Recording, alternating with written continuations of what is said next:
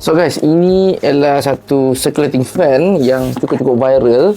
Harga dia bawah RM100 dalam 60 plus macam tu. Ini daripada brand Fuxung. So kita set up. Ini dia punya kepala dia. Okay, nak buka dia punya kepala dia ni, klik saja. 10 inci. So sedang dia, tak besar tak kecil sangat. Ini dia punya base plate dia. Uniknya dia punya base plate ni counterweight.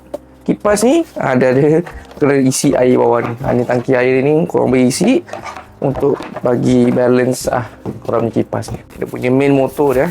Main motor dia korang plastik. Plastik punya circulation ni. Type 2 standard. Water control dekat sini lah. Macam nanti dia ada bagi remote. Ni remote dia. Okay.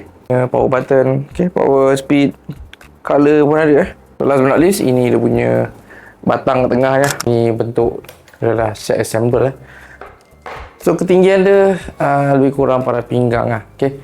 Tinggi saya ni lebih kurang dalam 170 cm. Actually korang pun boleh adjust dia punya tilt . Ada dia punya lock kat sini. Pusing. Tiltkan lah. Okay.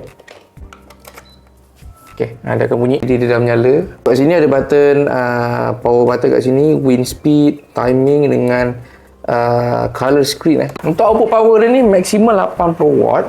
Sekarang ni speed dia 8, max 8. Okay.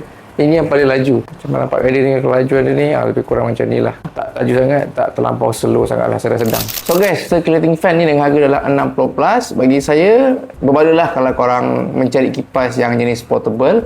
Sebab dia ringan, mudah korang nak bawa balik kampung. Masa kat kampung tu tak cukup kipas, ini korang boleh gunalah. So kalau korang berkenan dapatkan kipas ni, boleh dapatkan sekarang.